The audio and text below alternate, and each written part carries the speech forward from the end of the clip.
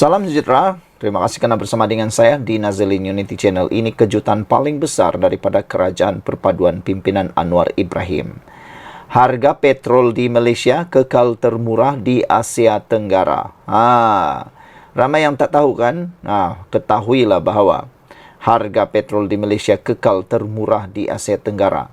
Berhentilah anda memuja-muja negara-negara luar seperti Indonesia, Singapura, Thailand, Myanmar dan sebagainya. Karena itu perbuatan yang tidak patriotisme langsung.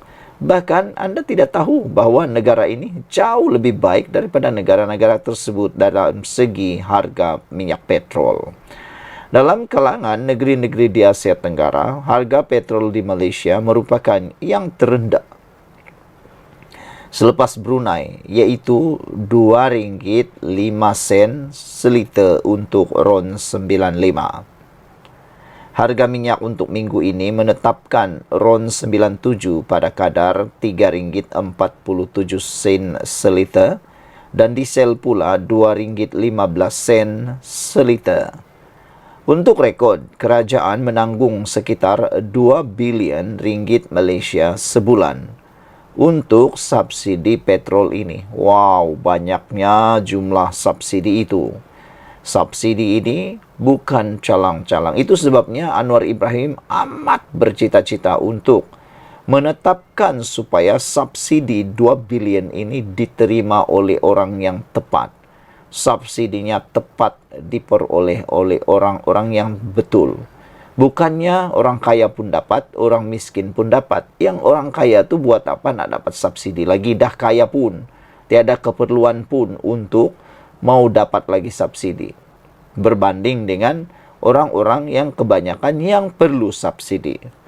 Saudara-saudara sekalian, jika dibandingkan dengan harga petrol di Thailand, RON 95 mereka jauh lebih tinggi berbanding Malaysia, iaitu sekitar RM5.36 seliter, manakala RON 97 pada harga RM6.45 seliter. Jika memerhati Indonesia pula, negara itu menetapkan RON 95 pada kadar RM4.27, iaitu 2 kali ganda lebih mahal daripada Malaysia. Itu sebabnya banyak kali berlaku penyeludupan yang ditangkap oleh polis. Tahniah, syabas kita ucapkan kepada polis dan immigration serta pihak berkuasa, kerana minyak-minyak ini sepatutnya kita pakai di Malaysia dengan harga itu. Tapi itu yang kita marah, ada juga rakyat yang bersekongkol dengan rakyat luar negara yang menggunakan minyak murah dari Malaysia dibawa menyeludup ke negara luar. Itu yang kita marahlah kan. Sebab minyak kita ini sepatutnya kita guna dan subsidinya pula kita sepatutnya nikmati di Malaysia. RON 97 di Indonesia pada kadar RM4.50 dan diesel RM4.47. Sementara itu, meninjau harga minyak petrol terkini di Filipina, wilayah itu menetapkan RM5.70 bagi RON 95 dan RON 97 pula ditetapkan pada harga RM6.18. Seperti yang dilaporkan oleh Ekonomi Rakyat pada tahun 2021, sebahagian besar subsidi petrol di Malaysia hanya memanfaatkan golongan berpendapatan tinggi. Golongan tertinggi 20% mengaut 42% daripada keseluruhan subsidi minyak, manakala golongan terbawah 20% hanya menikmati 4% daripada keseluruhan subsidi minyak yang diperuntukkan kerajaan. Sekian dulu untuk kali ini. Jangan lupa ikuti terus ulasan selepas ini. Salam sejahtera. Kebebasan media Malaysia di kedudukan 107 jauh lebih baik berbanding zaman Perikatan Nasional. Sekarang ini, walau menggunakan isu kebebasan media ini, kononnya untuk menyerang kerajaan, tapi mereka lupa 2 tahun yang lepas Perikatan Nasional pula pun lebih teruk daripada yang sekarang ini. Malaysia berada di kedudukan 107 dalam indeks kebebasan media yang dikendalikan wartawan tanpa sempadan RSF Paris. Angka itu menyaksikan kedudukan Malaysia jatuh 34 tangga berbanding di tempat 73 tahun lepas. Namun, angka itu masih lagi tidak melepasi kedudukan terburuk yang pernah dicatat Malaysia pada tahun 2021 dan 2022. Tempoh itu merupakan pentadbiran Perikatan Nasional yang menyaksikan indeks kebebasan media berada di kedudukan 119 dan 113.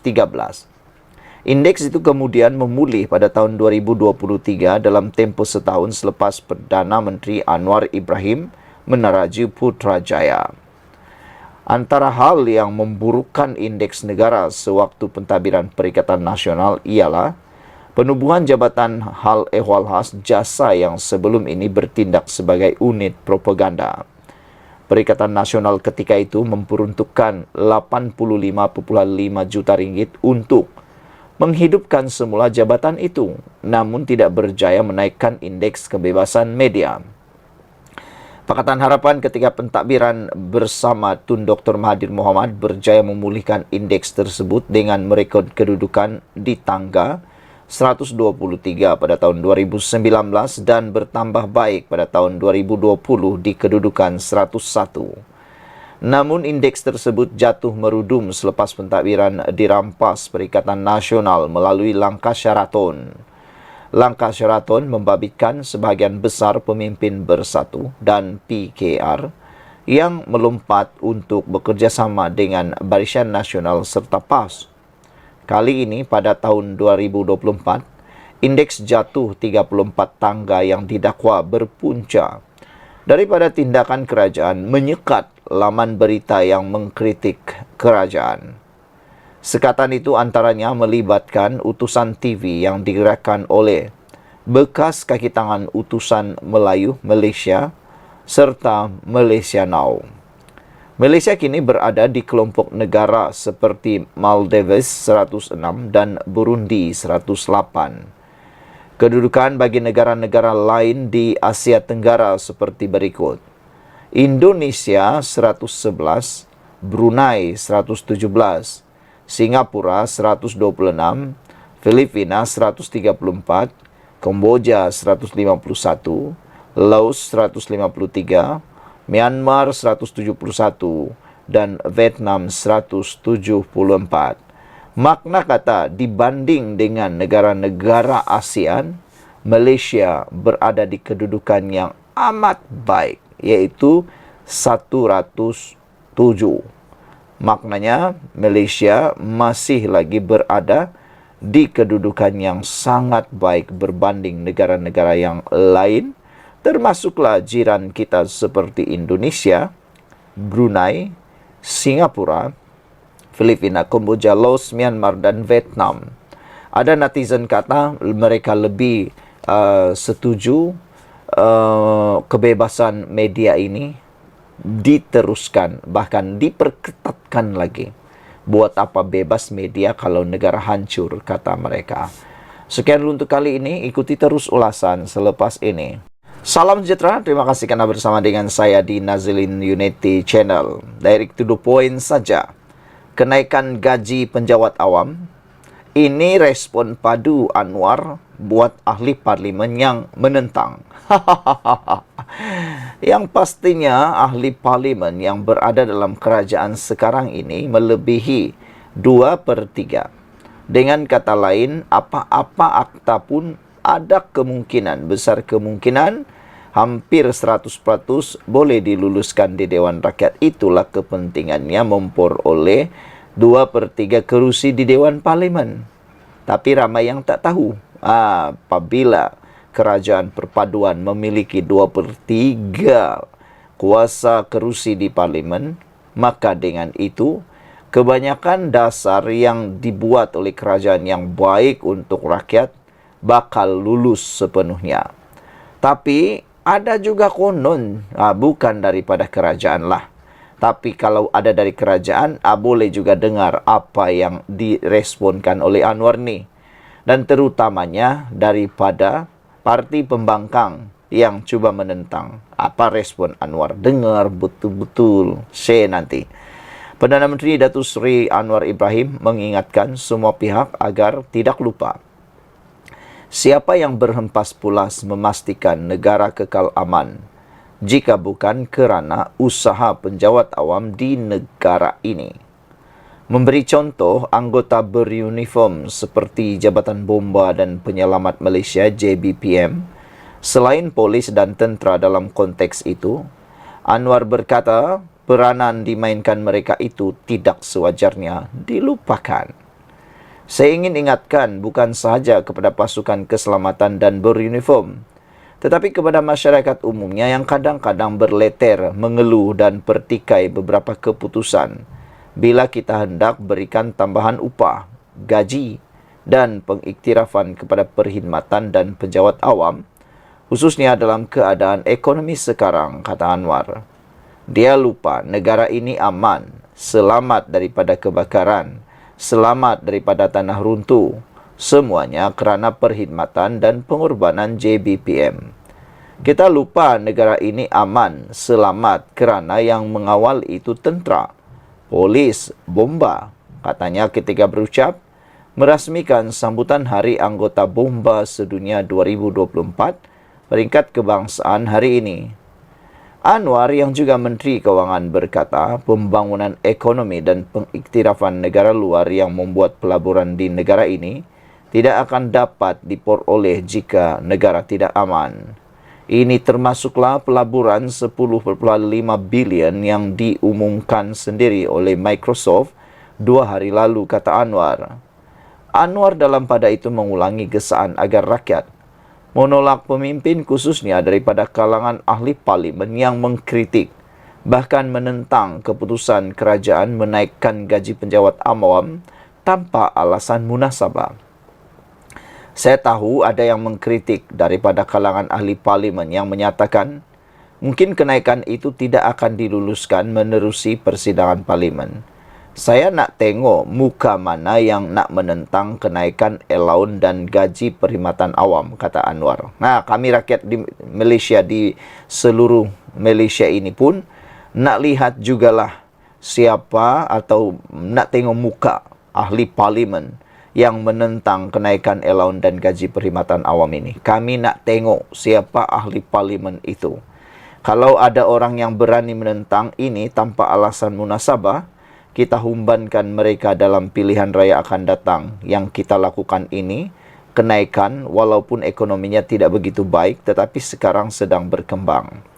Ekonomi malap kadang-kadang adalah kerana pemimpin menyakau, hutang berlonggok-longgok, kontrak yang patut 200 juta jadi 250 juta ringgit. Jadi pasal apa nak bebankan keluarga bomba? Itu masalah yang saya warisi dan saya kena selesaikan, kata Anwar. Kata Perdana Menteri lagi, kadar lebih 13% peningkatan gaji penjawat awam yang diumumkan sebelum ini hanya secara menyeluruh. Namun peningkatannya akan menyaksikan kadar yang lebih daripada itu, mencecah 30% kenaikan bagi mengurangkan jurang gaji antara pegawai serta kaki tangan peringkat bawah. Sekian dulu untuk kali ini. Jangan lupa tinggalkan komen anda. Sila tekan butang subscribe. Kita jumpa lagi. Bye-bye. Keceluparan mulut Sanusi yang melibatkan Sultan Selangor. Sebelum ini mungkin punca Dewan Tempahan dibatalkan. Kecoh di media sosial, di TikTok, di YouTube, di Facebook, di Instagram, di X menyatakan tentang perkara ini. Sehingga netizen membalas dengan mereka kata sudah lama orang Melayu mengajar tentang kerana mulut badan binasa, ataupun kerana nilai setitik rosak susu sebelanga. Jadi apa yang berlaku terhadap Sanusi pada waktu ini mungkin boleh menjadi teladan pada orang ramai supaya lebih berhati-hati menggunakan mulut, lidah dan kata-kata. Jangan-jangan nanti boleh menyebabkan kesusahan pada masa akan datang. Bahkan lebih daripada itu, akan menjerat leher sendiri, kata mereka. Lebih banyak bercakap, lebih banyak kelihatan kebodohannya, kata netizen. Lebih banyak bercakap, lebih dapat memperlihatkan ketidakpintaran seseorang. Keceluparan mulut Sanusi yang melibatkan Sultan Selangor sebelum ini mungkin punca Dewan Tempahan dibatalkan, dan ramai orang tahu sekarang ini Sanusi masih menghadapi dakwaan tentang yang berkaitan dengan Sultan Selangor, yaitu mengikut Akta Hasutan. Tempahan Dewan berkaitan Majlis Menteri Besar Kedah Muhammad Sanusi Maknor dibatalkan mungkin kerana dia mempunyai sensitiviti dengan kerajaan negeri, terutamanya melibatkan Sultan Selangor, Sultan Sharifuddin Idris Shah. Menteri Besar Selangor Amiruddin Syari bagaimanapun menjelaskan, dia tidak terlibat dengan keputusan pembatalan tempahan Dewan untuk Majlis Himpunan Anak Kedah di negeri itu seperti didakwa Sanusi. Dewan itu milik anak syarikat kerajaan negeri. Menyedari bahawa tokoh seperti Sanusi ini ada sensitiviti dengan kerajaan negeri, terutama dengan Sultan Selangor yang masih ada tergantung kesnya. Katanya pada pemberita pada sidang media di bangunan Wisma Dewan Negeri Selangor hari ini. Sanusi berdepan dua pertuduhan menghasut berhubung isu pelantikan Menteri Besar Selangor dan penubuhan kerajaan perpaduan dalam satu ceramah politik. Mahkamah Tinggi Shah Alam menetapkan 22, 23, 26 dan 29 dan 30 Julai ini serta 5, 6, 9, 12 dan 13 Ogos ini untuk perbicaraan tersebut. Mengikut kedua-dua pertuduhan, Sanusi didakwa telah melakukan perbuatan yang mempunyai kecenderungan menghasut dan menyebut perkataan yang mempunyai kecenderungan untuk membangkitkan perasaan tidak setia terhadap mana-mana raja. Dua pertuduhan yang dikenakan ke atas Sanusi adalah mengikut Seksyen 4 dalam kurungan 1 kurungan B Akta Hasutan 1948 yang boleh dihukum, mengikut Seksyen 4 dalam kurungan 1 Akta sama, iaitu denda sehingga RM5,000 atau penjara maksimum 3 tahun atau kedua-duanya. Dalam perkembangan berkaitan, Menteri Besar Selangor menjelaskan semasa urusan tempahan dan pembatalan Dewan berlaku, dia berada di Jerman bagi lawatan kerja kerajaan negeri. Pihak terbabit pemilik Dewan mungkin mengambil keputusan memulangkan deposit. Saya kena rujuk balik sebab saya tidak tanya kenapa, kata beliau. Saya tidak sebab saya tidak mendapat kontak daripada sesiapa. Tahu-tahu sudah ditempah dan tahu-tahu dibatalkan, kata beliau. Kebetulan masa itu saya tiada di sini di Selangor. Saya ada di Jerman urusan lawatan kerja, kata Amiruddin. Sanusi ketika berceramah untuk kempen Perikatan Nasional di Batangkali pada 1 Mei lalu mendakwa pembatalan Dewan itu kerana poster Majlis Anak Kedah memaparkan wajahnya. Sanusi berkata pemilik premis telah memulangkan duit deposit penganjur Majlis Anak Kedah di Selangor itu. Oleh kerana Dewan itu digunakan oleh anak Kedah dan poster dia pula poster Sanusi, dipulangkan duit deposit. Selangor teruk betul Selangor, bagi balik oi duit deposit, kata Sanusi yang juga adun January. Sekian dulu untuk kali ini, jangan lupa tinggalkan komen Anda, ikuti terus ulasan selepas ini. Selamat petang, salam sejahtera, terima kasih karena bersama dengan saya di Nazilin Unity Channel. Ini pendedahan paling menarik dipetik daripada myKMU.net yang kita terima, yang kita dapatkan maklumat sumber yang kita dapat daripada myKMU.net amat menarik perhatian kita. Bahkan lebih daripada menarik perhatian, ianya amat panas. Saudara-saudara sekalian, manakan tidak panasnya? Bayangkan saja dengan tajuk luar biasa ini, gagal hasut rakyat, kempen Perikatan Nasional di PRK Kuala Kubu baru dijangka makin menggila. Nah, saudara-saudara sekalian, kempen Perikatan Nasional PN di PRK Dun Kuala Kubu baru akan semakin menggila kerana serangan disasarkan mereka kepada kerajaan perpaduan tidak berhasil dakwa Amiruddin Syari. Pengerusi Pakatan Harapan PH Selangor berkata, kempen pembangkang juga seperti berubah-ubah serta cuba memainkan sentimen membangkitkan kemarahan rakyat tanpa bukti dan fakta. Kalau jadi pembangkang tetapi bukan nak bangkang semua benda, lihat semua penamaan semasa sebelum penamaan calon. Kemudian selepas penamaan calon, kempen PN melompat-lompat. Agaknya suka lompat parti, kata beliau. Mula-mula kata nak tukar kerajaan, kemudian nada berubah. Kata ekonomi Selangor dizalimi kerana keluarkan belanjawan defisit. Dia main sentimen tak guna data, katanya dalam ceramah mega perpaduan di Bandar Utama Batangkali malam ini. Menteri Besar Selangor itu berkata, sebaliknya kerajaan perpaduan tampil dengan kempen berbeza, yaitu tawaran dan perancangan untuk pengundi Kuala Kubu baru. Jangkaan saya selepas mereka gagal, mereka akan makin menggila. Sebab apa? Sebab mereka terpaksa menggila. Mereka tak boleh move on daripada kesilapan mereka lakukan. Mereka lah yang bertanggung jawab mencipta ketidakstabilan politik. Bila kita pulih pelaburan masuk, kalau kestabilan ditunjukin ini, kita boleh bentang dasar perubahan tenaga, dasar baru perindustrian besar, dapat menarik pelaburan semikonduktor. Mereka tiada benda lain, terpaksa adakan alasan, katanya. Katanya lagi, malah Perikatan Nasional juga ibarat gila talak apabila menyerang pihak mengadakan kerjasama dengan DAP seperti UMNO dan Pakatan Harapan PH. Barisan Nasional dah 2 tahun bersama DAP, tidak ada masalah pun. Perikatan Nasional halat tuju tak tetap, nak pergi mana tak tahu. Dia tahu ambil kesempatan, curi orang sini nak bentuk kerajaan. Itu timbulkan ketidakstabilan, hasilkan negara tak makmur dan wujudkan krisis. Sedangkan kita 18 parti bergabung untuk pastikan kestabilan kekal. Orang boleh buat kerja, bekalan pulih, ekonomi kita tarik. Inilah masa depan rakyat sekarang, katanya.